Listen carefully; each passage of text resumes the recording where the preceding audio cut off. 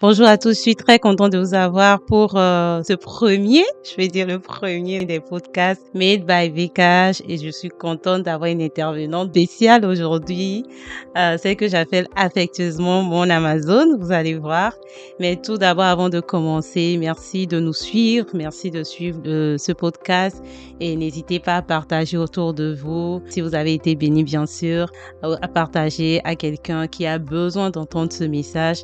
Et tout de suite, on va aller droit au but. Aujourd'hui, nous recevons une personne spéciale, une jeune femme connue beaucoup plus au Togo. Pour ceux qui la connaissent pas, vous allez la découvrir.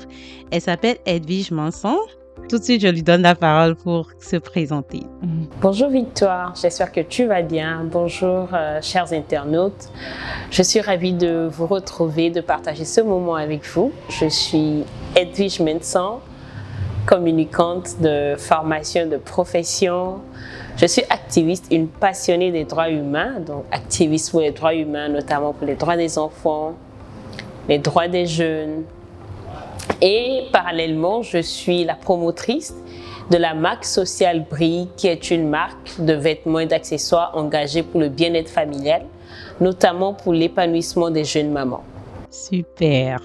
Une présentation brève, mais vous allez voir qu'il n'y a pas que ça.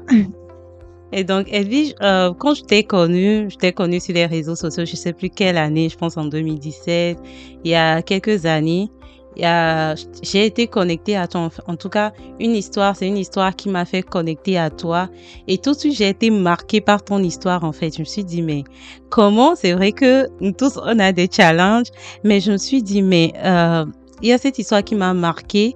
Et je me suis dit, comment elle est arrivée là, en fait? Et pour connaître un peu, voilà, les coulisses, souvent, moi, j'ai l'habitude, quand je vois une personne qui a réussi ou quand je vois une personne qui perce dans son domaine, je ne vois pas juste le côté qui marche. Je me dis, mais comment elle est arrivée là, en fait? Et donc, je t'ai connue sur les réseaux sociaux en tant que jeune maman. Tu es devenue activiste. Tu as même créé un blog pour les jeunes mamans et pour encourager ceux qui passent par cette même période-là. Est-ce que tu peux nous en parler plus, s'il te plaît? Effectivement, c'est connu en 2017. Et c'est vraiment mon blog pour les jeunes mamans qui m'a révélé au public togolais et le public d'ailleurs.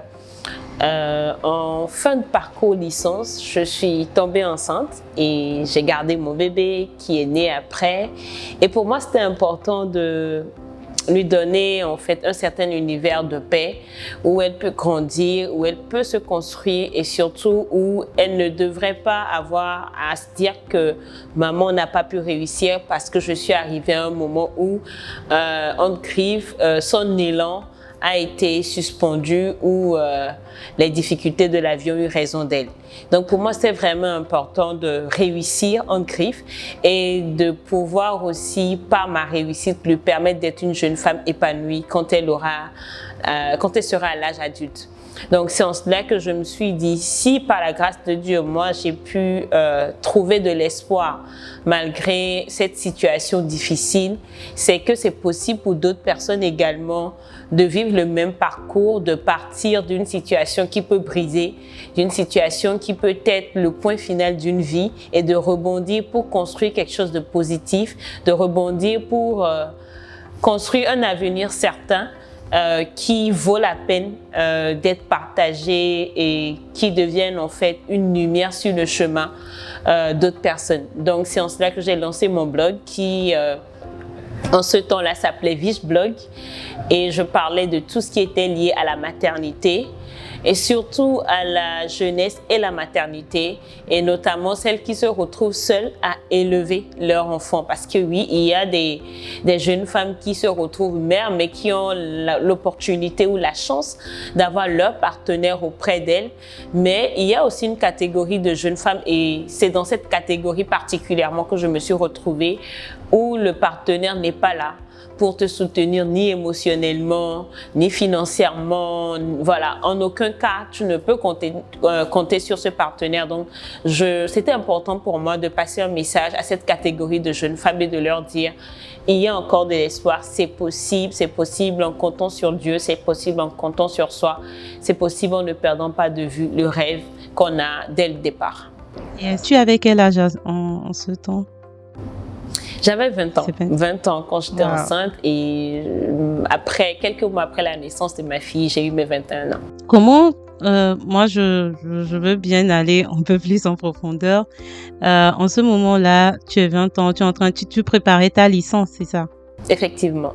Ouais, tu préparais ta licence. Comment tu as vécu ça? Comment était l'environnement? J'imagine les parents, les amis. Comment c'était avant et comment c'était après cette situation-là qui est arrivée. Le regard des autres, je veux bien que tu nous en parles un peu. C'était difficile. C'était extrêmement difficile parce que j'étais quand même une jeune fille sans prétention brillante. Je le suis encore par la grâce de Dieu, mais j'étais la jeune fille en fait de la famille où tout le monde était sûr que c'était celle qui allait réussir coûte que coûte. J'étais promise à une carrière potentiellement. Je me disais, je voulais faire soit de la communication ou être avocate pour défendre les jeunes femmes, pour défendre les enfants. Et donc, dans ma famille, on voyait plus une future maître médecin, on voyait une future communicante chevronnée. Et du jour au lendemain, je dis, ah, je suis enceinte. Je me rappelle que ma maman m'a dit exactement, tu m'as laissée au carrefour. Et c'est l'une des phrases que je ne pourrai jamais oublier, en fait, de toute ma vie. Mon grand frère, c'était le grand frère très protecteur qui croyait en moi. Et je me rappelle aussi que la question qu'il m'a posée, c'est avec toute ton intelligence, tu n'as pas pensé à te protéger. Donc, ton intelligence s'est arrêtée là. Et c'était l'une des dernières phrases en soi que mon frère a eu envers moi jusqu'à mon 8e mois de grossesse. C'est-à-dire que dès l'instant où il a appris jusqu'à ce que je ne sois pratiquement dans les derniers mois de la naissance de mon enfant, il ne me parlait plus. C'était difficile pour lui de voir sa sœur en laquelle il croyait vivre cette situation. Je crois dans la famille, le soutien le plus remarquable que j'ai eu, c'est celui de ma sœur, de ma grande sœur, qui elle, dès les premiers instants, s'est dit ok, c'est déjà arrivé, on va pas enfoncer le couteau dans la plaie, je suis là, je vais te soutenir. Et maman, ça lui a pris un peu plus de temps par contre, mais quoi qu'il en soit, elle a pris le temps pour que la pilule passe. Et après, elle était là. Elle a toujours été présente jusqu'à aujourd'hui d'ailleurs. Et mon père, par contre, il était malade. Donc, c'était difficile de venir lui dire dans cette situation que voilà, sa petite chérie était enceinte. Donc, il a fallu attendre beaucoup plus. Je pense que j'étais carrément dans mon 6e mois quand on a rencontré des oncles pour leur dire « Ah, voici la situation, on ne veut pas aller voir papa seul, ne sachant pas comment est-ce qu'il pouvait le vivre puisqu'il avait fait un AVC et qu'il était sur place. » Donc, oui, finalement, les oncles sont passés et c'est la 2e fois de ma vie que j'ai vu mon père pleurer. La première fois que je l'ai vu, c'était dans une situation de deuil. Et la 2e fois, c'est quand on lui a annoncé que j'étais enceinte. Et c'est quelque chose qui m'a brisée. Et donc, toutes ces situations, oui, m'ont fait mal, mais c'était encore des raisons de plus pour moi pour avancer. Parce qu'il fallait que je puisse restaurer cette image auprès de mon père, auprès de ma mère, auprès de mon frère. Il fallait que je puisse leur faire comprendre que oui, il y a eu un souci à un moment donné, mais ça ne veut pas dire en fait que la petite fille que vous avez connue, déterminée, pleine de vie, n'existe plus. Elle peut rebondir, elle peut encore faire votre fierté. Et c'était le défi pour moi en fait. En soi, le défi pour moi, c'est ça, c'était me prouver aussi que j'étais capable de rebondir, assurer l'avenir de cette petite fille-là et prouver à ma famille qu'on pouvait encore faire confiance à Edwige et être fière d'elle. Ah, c'est fort. Merci pour le partage. Et du coup, je veux bien savoir comment ça se passe, ça s'est passé pour toi à l'école pendant ce temps. Tu as parlé un peu de la famille, l'atmosphère à la maison et tout. Mais côté de tes amis, des regards des autres, moi, je suis intéressée à savoir. Je suis sûre que nos interlocuteurs, comment tu as vécu ça en fait? Je me rappelle que déjà à l'école, c'était compliqué. Le Mm. regard des autres, c'était difficile. Il y avait des personnes qui étaient en soi. Déjà dans mon quartier, par exemple, je me rappelle qu'il y avait une dame qui avait eu à dire c'est bien fait pour elle. C'est ce qu'elle cherchait, elle a trouvé. Parce que je suis le genre de fille dans mon quartier où c'est juste bonjour, bonsoir. Je traîne toujours avec mon téléphone. Donc, les fois où je lève juste la tête de mon téléphone pour dire bonjour, bonsoir et je passe. Il y avait des jeunes hommes dans mon quartier qui avaient essayé de me draguer et je n'avais pas répondu favorablement. Donc, ces personnes-là, pour elles, c'était OK, bien fait pour elle. Elle n'a pas voulu sortir avec moi ou avec aucun de nous dans le quartier. C'est la fille, voilà, qui snob les gens. Donc, c'est bien fait. Elle a eu ce qu'elle cherchait. Et à l'école, il y avait deux groupes finalement à l'école. Il y avait un groupe de personnes qui me soutenaient. D'ailleurs, cette situation a renforcé des amitiés. Et puis, il y avait un groupe de personnes, c'est « Ah, OK, elle est tombée enceinte, c'est bien fait. » Il y avait des personnes qui cherchaient même à connaître l'identité de l'auteur de la grossesse. Il y avait certaines qui l'attribuaient à des relations ou à une relation particulièrement qu'elles connaissaient de moi, mais qui n'était pas l'auteur en vrai. Et je me rappelle qu'il y a une collègue ou camarade, en tout cas particulièrement, qui avait créé une situation qui m'avait plus ou moins intriguée parce qu'elle était allée se plaindre auprès d'un groupe d'amis en disant en fait qu'on ne l'a pas informée que j'étais enceinte. Et j'avais trouvé que c'était tellement déplacée en fait, parce que c'était pas une situation heureuse. Et en soi, je n'étais pas amie avec elle. Elle était amie avec... on avait des amis en commun, donc il n'y avait aucune relation particulière pour qu'elle puisse oser dire cela. Mais quand même, elle a dit... Et je me rappelle que je disais en fait, OK, donc dites-lui en fait que je vais me réveiller très tôt le matin, apporter une boisson et lui demander pardon de ne pas l'avoir informée que j'étais enceinte. Et c'était un peu ça. Et j'ai perdu des amis. Oui, j'ai perdu, des personnes que je pensais être mes amis parce que c'était arrivé à un niveau où on disait il faut que tu avortes. Et je disais mais non, moi j'ai pas dans mon plan d'avorter. Moi je me suis toujours dit, en fait, je suis prête à faire haute griffe tous les péchés possibles, mais dans ma liste de péchés, dans mon cahier, je voudrais que Dieu ne m'aide pas celui de l'avortement. Donc, peu importe la situation, c'était sûr pour moi que je ne pouvais pas, je ne devais pas avorter. Et donc, quand cette amie-là me proposait cette option, je lui ai dit non, c'est pas possible, c'est pas du tout envisageable pour moi. Et elle a mal pris cela. Et c'était aussi la fin aussi de notre amitié du coup. Et donc c'est un peu comme ça que j'ai vécu. Et je me rappelle que justement cette personne en soi, le lendemain du jour où j'ai accouché, elle m'avait écrit, j'avais pris du temps avant de répondre. Elle se plaignait, pourquoi est-ce que je ne lui ai pas répondu à temps. Je lui disais, bon, moi j'ai accouché et je suis fatiguée et tout. Elle dit, ah tu as accouché, tu ne m'as pas dit. Et genre, c'était des reproches. Je me dis, mais tu m'as dit d'avorter déjà, ça a créé une scission. Maintenant, pourquoi est-ce que c'était si important que je puisse te dire que j'ai accouché? C'est pas comme si tu m'as soutenue aussi pendant tout le processus. Donc, en fait, c'était un peu ça. Il y avait des gens qui m'ont abandonnée. Il y avait des personnes qui ont parlé, et puis il y avait des personnes qui sont restées, et particulièrement une amie à moi qui, je me rappelle quand je lui ai dit, c'était ma meilleure amie du moment, quand je lui ai dit, ah, ma soeur, je suis enceinte, elle m'a dit que tu veux avorter ou que tu veux garder cet enfant, je te soutiendrai jusqu'au bout. Et elle est restée là de cette minute-là jusqu'à ce que je n'accouche. C'était la première qui m'a visitée. À l'école, elle était capable de vous dire, désolée monsieur, mais est-ce que vous pouvez vous lever pour que ma copine puisse s'asseoir parce que voilà, elle attend un bébé, elle est fatiguée et tout. Et vraiment, il y a eu des amis très super qui sont restés, qui pouvaient rester minuit à discuter avec moi, me dire non, ne pleure pas, tiens le coup, ça va aller, je suis là. Il y avait un ami qui me ramenait tout le temps à la maison, et même il m'achetait toujours à manger parce qu'il disait, je n'étais pas sûre que en rentrant à la maison, tu allais manger. Et jusqu'au point où la dame qui nous vendait à manger pensait que c'était l'auteur de la grossesse. Et donc, voilà un peu comment ça s'est passé, que ce soit à l'école ou dans le quartier. Waouh, c'est fort. Et moi, je me dis, mais comment dans tout ça, tu as trouvé la force pour avancer en fait?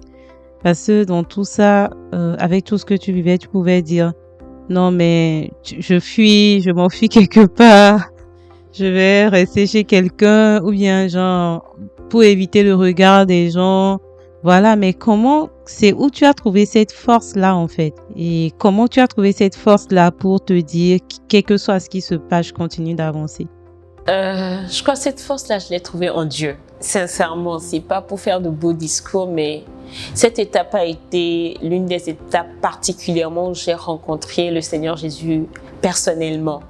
Parce que j'étais à bout. C'est une situation où la force humaine ne pouvait pas permettre d'aller au-delà, de surmonter ou non. Ce que je dis, c'est lourd.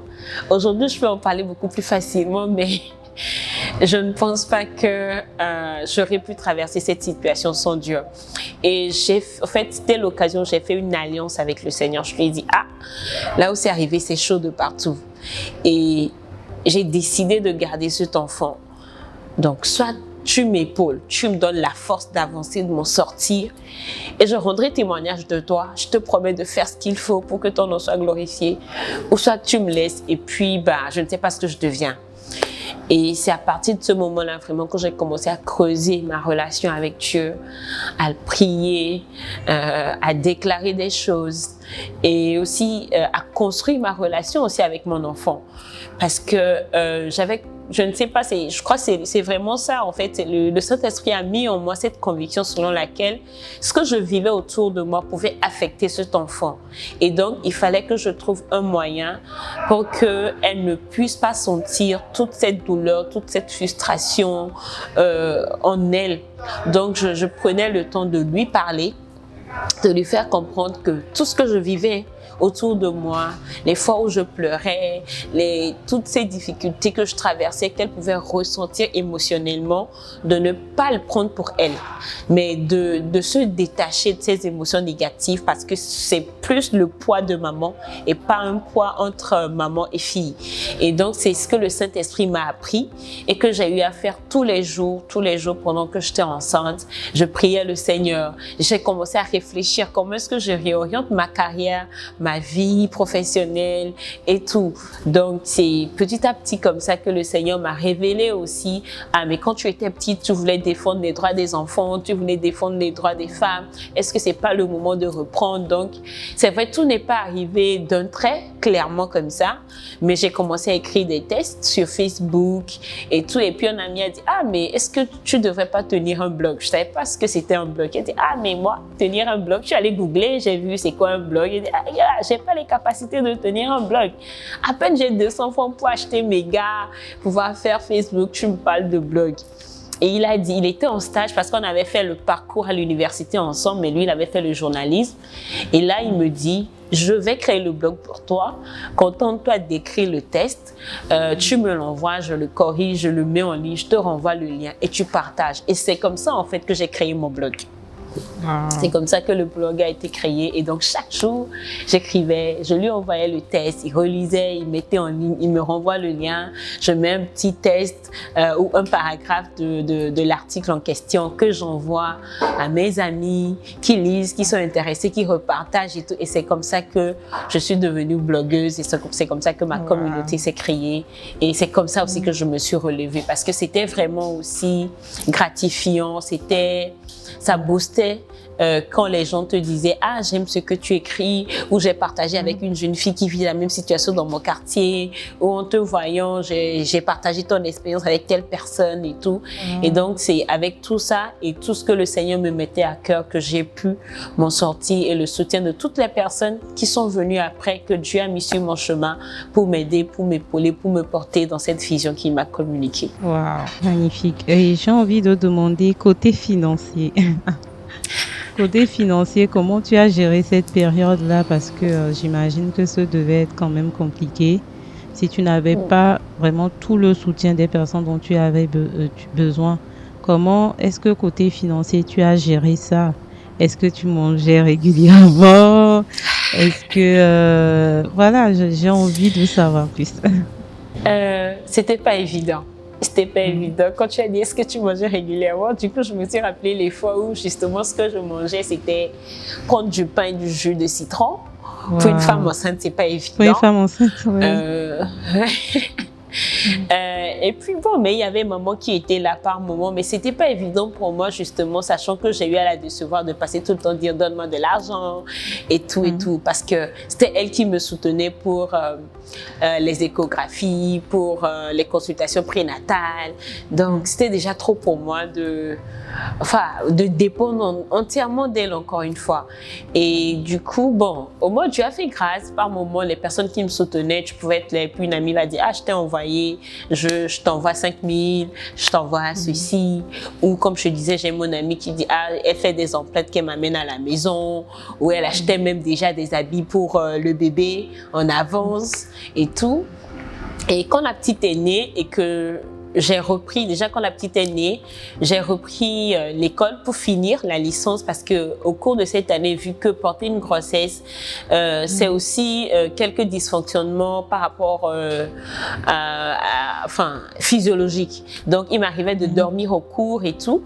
Et donc, j'ai eu 2, je crois, matières que je n'avais pas pu éliminer cette année-là. Ça aussi, c'était un autre coup parce que c'était pas évident pour moi. J'avais quand même réussi à éliminer toutes les matières que j'avais chaque année. Donc, en 3e année, au cours de cette période, j'ai pas pu valider toutes les UE. Donc, je suis revenue après. La petite avait 7 mois. Quand je suis revenue pour valider ces UE-là. Et quand j'ai lancé le blog, ça m'a donné l'opportunité de découvrir la rédaction web. Et donc, j'ai commencé par faire de la rédaction web pour des entrepreneurs au Togo, pour des personnes qui étaient à l'extérieur. Et c'est ce qui me permettait justement de prendre soin de moi et de prendre soin de la petite. Et donc, des fois c'était difficile. Je me rappelle que quand elle a eu 6 ans, j'avais publié une des périodes difficiles sur ma page où je disais que je l'ai nourrie avec 200 francs un jour. En fait, je devais travailler pour quelqu'un et la personne n'avait pas pu me payer ce jour-là. Et quand je suis rentrée, je n'avais que 250 francs sur moi. Et il fallait que la petite mange. Donc, je suis allée acheter un sachet de Cérélac à la boutique. Et je lui ai fait cette nuit-là pour qu'elle puisse manger. Et le lendemain, je m'attendais à Dieu. C'était difficile. Et le lendemain matin, je me suis réveillée. Comment est-ce que je fais pour sortir, aller chercher de l'argent? Et j'ai pleuré toutes les larmes de mon corps. Je me dis, Seigneur, c'est quoi cette situation? Jusqu'à quand? Jusqu'à quand? Et puis, je me rappelle que le matin, là, il y a une amie de ma maman qui est passée, qui aimait particulièrement la petite. Et elle m'a proposé de prendre la petite pour aller chez elle. Et je voulais refuser, mais en soi, si je refusais, ma fille n'aurait rien à manger et je n'aurais pas eu la possibilité de sortir pour aller chercher de l'argent. Et donc, je lui ai laissé la petite. Donc, j'ai dû ravaler ma fierté, même si elle ne savait pas en fait. Pour elle, elle venait juste chercher sa petite fille qu'elle aime bien. Donc, je lui ai laissé la petite en ayant l'assurance que là-bas, on pouvait lui donner à manger, on pouvait prendre soin d'elle et tout. Et j'ai fait un prêt chez une grande sœur et je suis sortie pour aller travailler et je suis rentrée avec une certaine somme d'argent.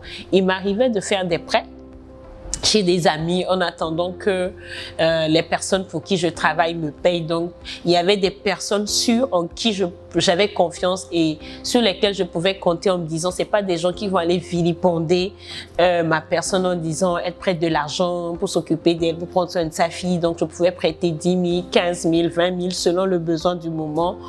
Et dès que j'ai mes rentrées, je payais. Et souvent, ce que je faisais, c'est de planifier. Donc, par exemple, je n'achetais pas une seule couche, j'achetais tout un lot, un carton ou un sachet de couches. Donc, et je savais en fait sur la période combien de temps ça pouvait durer, combien de temps les boîtes de lait pouvaient durer. Donc, je faisais de la prévision. Donc, pour pouvoir tenir et faire le point. Donc, c'était difficile, oui, c'était pas évident. Et c'était des périodes où, voilà, je pouvais pas me permettre d'acheter des habits à tous les coups. Je traînais avec un sac à main, tout le temps à lever. J'avais 2, 3 chaussures. Il y avait des habits que je répétais pour aller aux événements et tout. Mais c'était le sacrifice à faire pour offrir le meilleur en ce moment à la petite et en espérant que Dieu ouvre plus de portes pour me permettre d'avoir suffisamment de quoi m'occuper de moi convenablement et aussi d'elle. Mais j'avoue aussi que le soutien de ma famille, donc le soutien de maman, de mon frère, de ma sœur et des amis qui étaient là, a été vraiment déterminant pour me permettre de tenir et ne pas sombrer au-delà voilà, voilà. Waouh, merci beaucoup. Merci pour ce partage, c'est fort. C'était fort. Et donc là, la prochaine question, c'était quoi la transition entre cette fille qui a connu, je peux dire, le rejet, qui a connu tout ce que tu as connu, le rejet des gens, le regard des gens sur toi.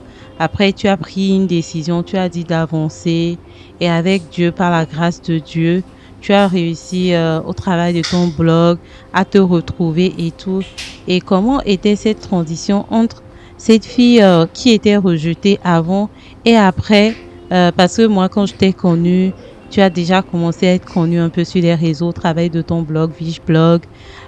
Ensuite, il y a eu la période où tu es devenue ambassadrice UNICEF. Et ensuite, il y a eu plein de choses. Comment s'est passée cette transition?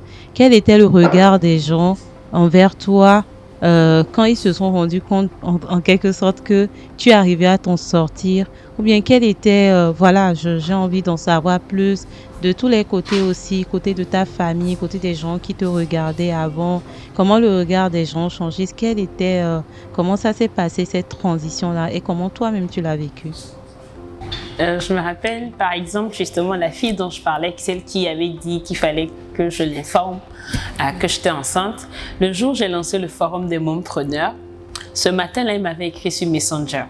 Et elle me disait exactement qu'en fait, quand j'étais tombée enceinte, elle pensait que c'était fini pour moi. Elle était sûre que je ne pouvais pas rebondir, mais de voir en fait aujourd'hui ce que je fais, de voir que je m'en suis sortie, que je redonne de l'espoir aux autres, c'est quelque chose en fait qui la touche et qu'elle se devait de reconnaître l'effort, de reconnaître la force, le courage que j'ai eu et de me féliciter qu'elle voulait venir particulièrement au forum, même si elle n'était pas maman, mais qu'elle avait un autre événement ou en tout cas un empêchement et donc qu'elle voulait au moins traduire par ses mots son admiration à mon égard.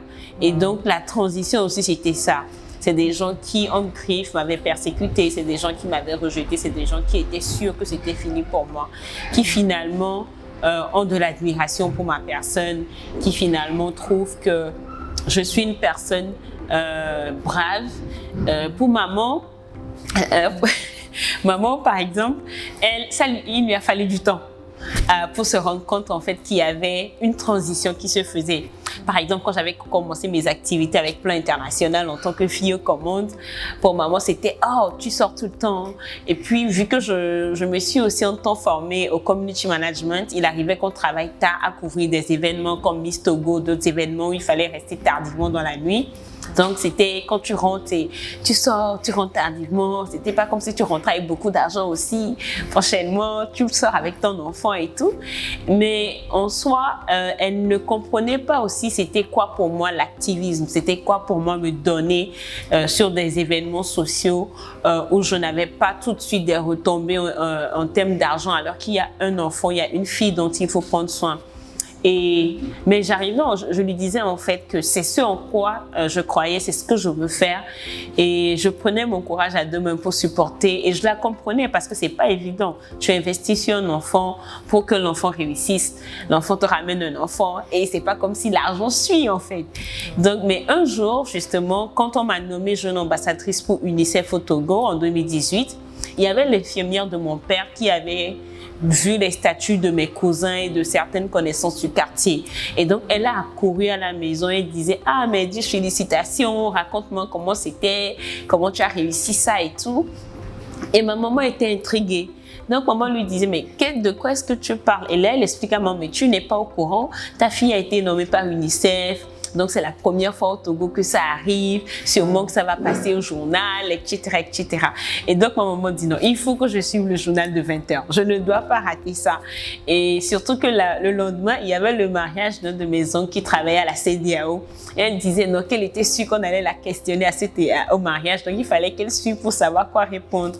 Malheureusement, on n'a pas pu suivre l'élément. Je crois que c'était passé avant qu'on ait le réflexe d'allumer la télé et tout.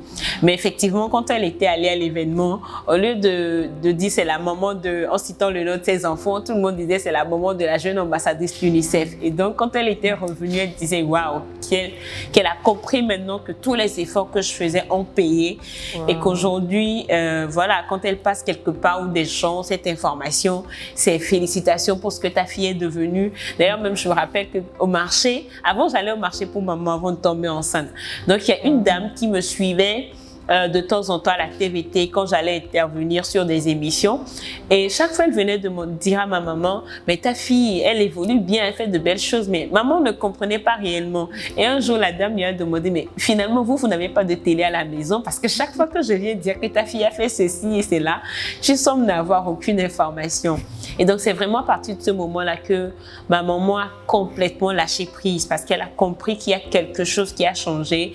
Il y a une transition qui s'est faite et qu'elle pouvait me laisser libre cours, me faire confiance, me laisser avancer tel que je l'entendais. Et voilà un peu comment ça s'est passé autour de moi. Et voilà, il y a beaucoup de gens qui ont commencé par écrire, surtout que c'était nouveau pour les gens de se rendre compte que UNICEF pouvait nommer de jeunes ambassadeurs et donc c'était exceptionnel de voir que ça pouvait arriver et surtout que moi particulièrement je l'ai vécu étrangement et avec action de grâce au Seigneur parce que je ne peux pas dire que j'ai postulé pour quelque chose, je n'avais aucunement cette information.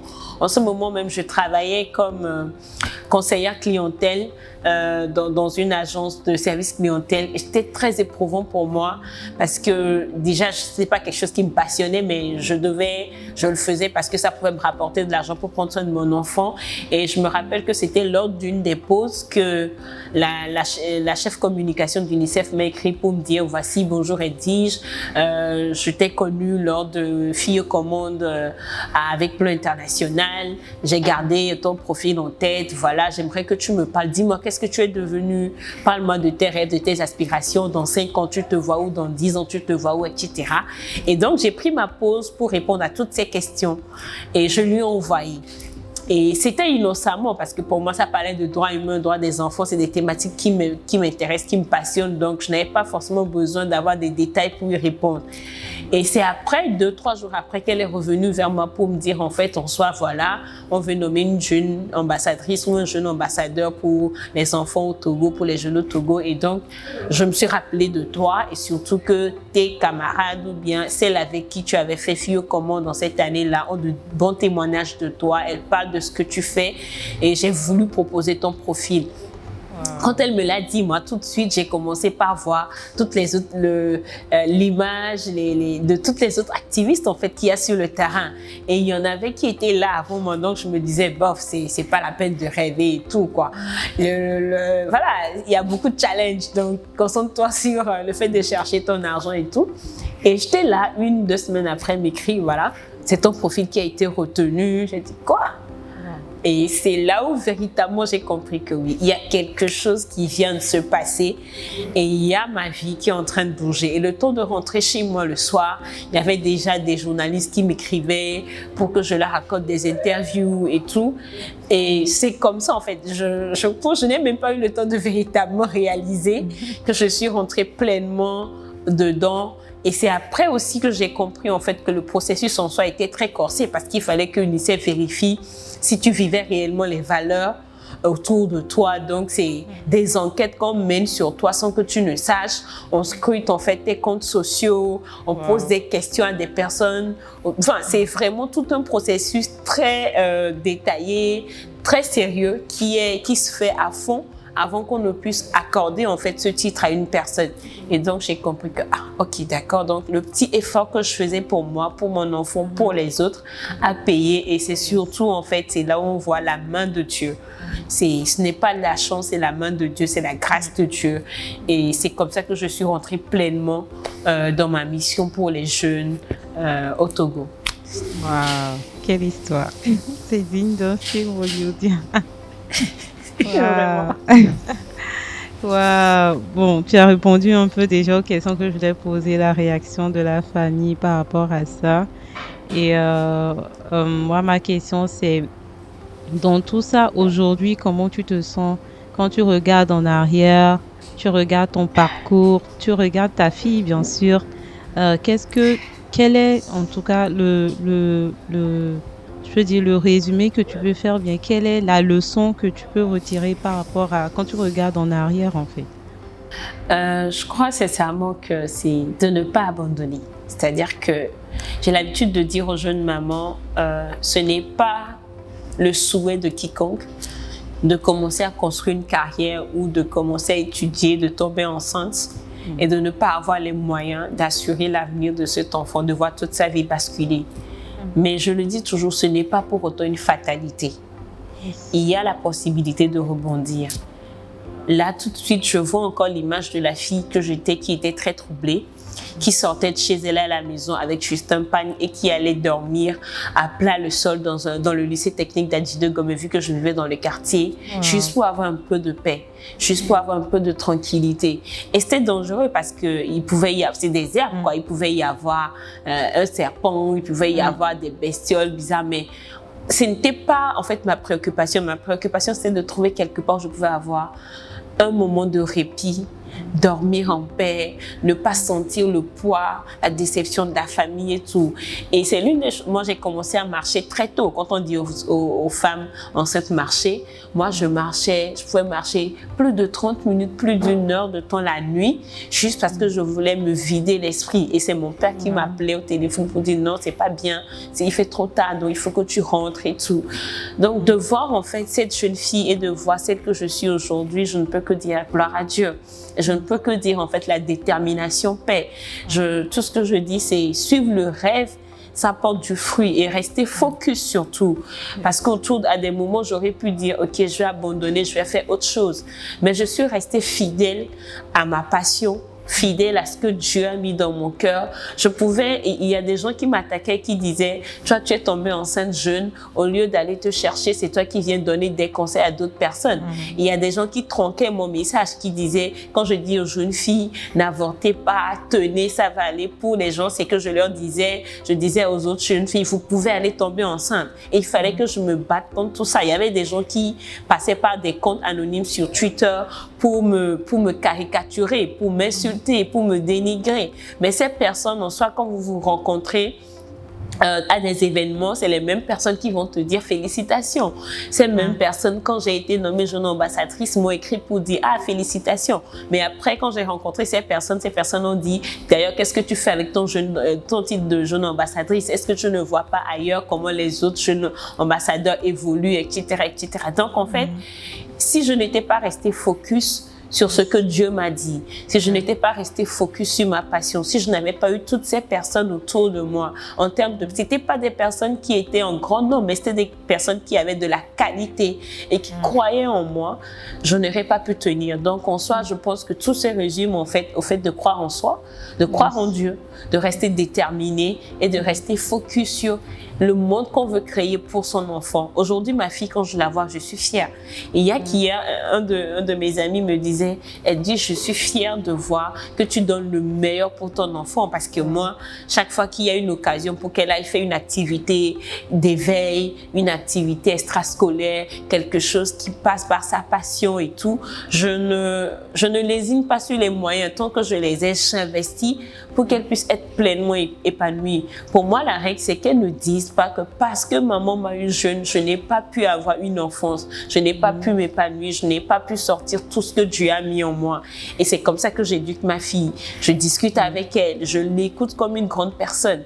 Je prends en compte ses idées et je partage avec elle. Et c'est aussi ça. Ma fille, quand je n'ai pas d'argent et qu'elle me demande quelque chose, je lui dis, ah ma chérie, tu sais actuellement maman n'a pas d'argent, mais je te promets que quand j'aurai l'argent, je le ferai. Et quand j'ai l'argent, je le fais. C'est ça, tenir mes promesses pour elle et lui montrer Christ, lui parler de Jésus, lui dire, ah, maman a des limites. Un jour, maman va partir. Un jour, maman va mourir. Un jour, peut-être, il se peut qu'on soit séparés.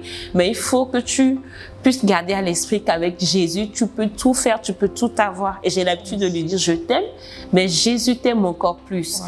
Et c'est la phrase que je lui répète tous les jours. Et donc, dès que je dis je t'aime et Jésus t'aime, c'est elle-même qui complète avec encore plus. Et c'est devenu une vérité en elle. Et ce qui fait que même quand il y a des moments difficiles, elle arrive en fait avec une certaine maturité pour l'enfant qu'elle est, à se dire, ok, maman a l'habitude de répondre à mes besoins quand c'est possible, mais là, c'est que c'est vraiment pas possible. Elle relativise, elle se contente de ce que je peux lui offrir aujourd'hui. Je lui apprends le contentement. Ah, c'est bien, tu veux cette voiture-là, mais elle coûte 350 000. Actuellement, maman ne peut pas sortir 350 000 pour t'offrir un jouet. Par contre, je peux t'offrir ceci en alternative. Et là, quand on aura les moyens, tu peux les avoir. Et ça aussi, des fois, je lui explique, Dieu ne nous donne pas toujours tout ce qu'on veut. Des fois, Dieu nous donne juste ce qu'il faut pour nous, qui n'est pas forcément comparable à notre réalité ou bien à ce que nous voulons. Mais c'est ce dont nous avons besoin qui peut nous faire du bien. Donc, c'est comme ça que je le vis au jour le jour. Je rends grâce à Dieu pour ce qu'il a pu faire de moi parce que c'était pas évident. Il a fallu peu pour que d'autres personnes puissent mettre fin à leur vie. C'est une véritable grâce, en fait, d'en arriver là et qu'aujourd'hui, des gens puissent dire, oui, c'est grâce à toi que j'ai pu lancer un business parce que tu as eu à dire, en fait, qu'il faut qu'on se batte. Aujourd'hui, que des gens puissent dire, c'est grâce à toi que je n'ai pas avorté, c'est grâce à toi ceci, c'est grâce à toi, mais en fait, c'est pas grâce à moi, c'est grâce à Dieu. Parce que s'il n'avait pas pu me soutenir en ce moment, s'il n'était pas resté fidèle à son alliance avec moi, je n'aurais pas pu tenir. Donc, c'est vraiment croire en soi, croire en Dieu, rester attaché à ses valeurs, ne pas perdre de vue notre objectif, peu importe les coups qu'on reçoit. Vous pouvez pleurer. J'ai pleuré. J'ai eu des moments de déprime. J'ai eu même des moments de dépression. En début 2018-2019, je suis allée voir un psychologue. J'ai fait de la thérapie. Mais jamais je n'ai abandonné. Jamais. Je peux prendre une pause, mais c'est pour réfléchir à mieux faire, pour mieux rebondir. Donc, et avec Dieu, on tape jamais poteau. Une bonne conclusion, avec Dieu, on ne tape jamais poteau. Franchement, ton histoire est très inspirante. Et je crois, j'espère, je sais que ça va bénir quelqu'un, ça va bénir une jeune femme, ça va bénir quelqu'un. Et des hommes de Dieu qui ont l'habitude de dire que on ne choisit pas où on est, on ne choisit pas notre passé, mais on peut choisir notre futur en fait.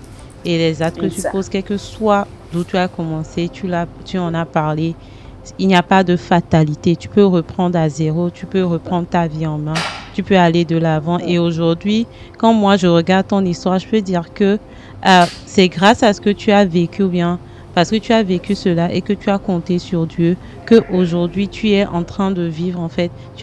Ça t'a boosté, ça t'a poussé dans le chemin de ta destinée en fait. Parce que entrer à UNICEF, défendre les droits des femmes dans ton domaine, être activiste, il y a que quelqu'un qui a vécu ça en fait qui peut en parler. Et c'est fou comment Dieu peut prendre les situations qui sont peut-être des situations douloureuses de nos vies et en faire, je peux dire, des joyaux en fait. Et comme l'a dit un homme de Dieu, genre Dieu peut écrire de belles lettres ou bien peut écrire de belles pages avec des lettres courbées.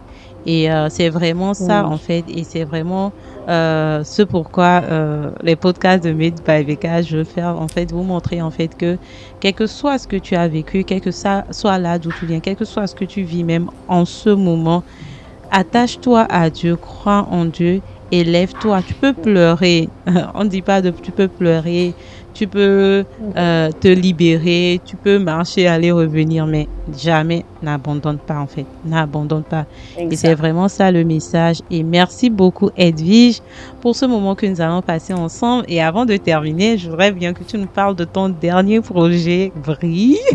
D'ailleurs, je suis habillée en Brille. Après, je vais faire des photos.